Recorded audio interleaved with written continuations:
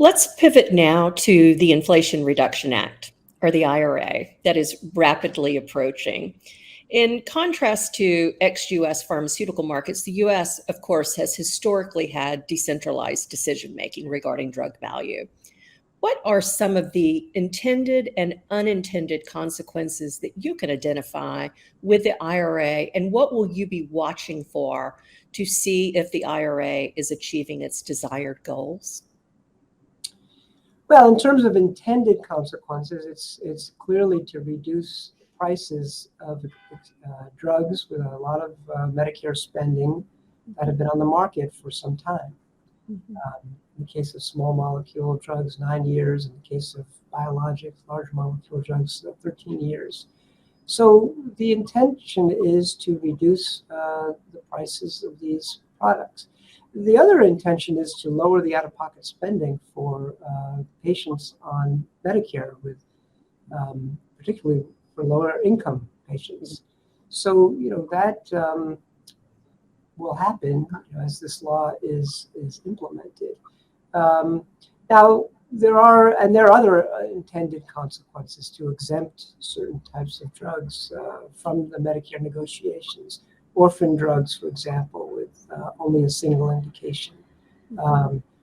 Drugs, for that matter, that have a generic equivalent are exempt because there's already a generic.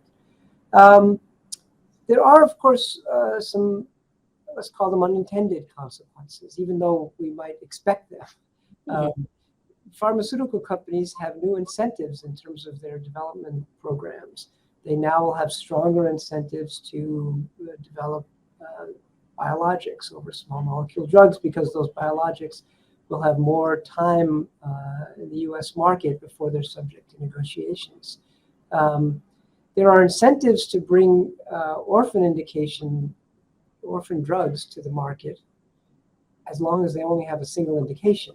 Once those orphan drugs have multiple indications, they will be subject to these negotiations. So there's sort of lots of things to think through if you're a pharmaceutical company. Typically, what we've seen in the past is that the drug companies, for example, if they have products in oncology, they go after the small markets first, usually the fourth line therapy, the most severe part of the disease first, and then they expand into the earlier line therapies.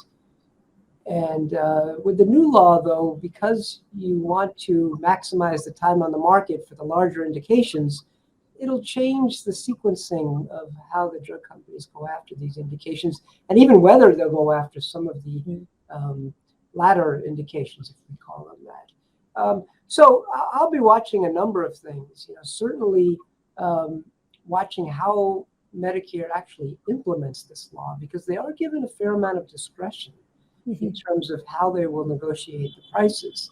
Congress listed a whole series of factors that Medicare must consider. That's the key word, consider. Factors like the therapeutic advantage of the new drug, the comparative effectiveness of the new drug, the degree of unmet need, the research and development costs that were incurred in developing the drug, the degree to which the federal government supported the research and development of the drug. But it doesn't tell Medicare officials how to weight those different factors. So I, like many people, will be watching very carefully to see how Medicare actually weighs these different factors.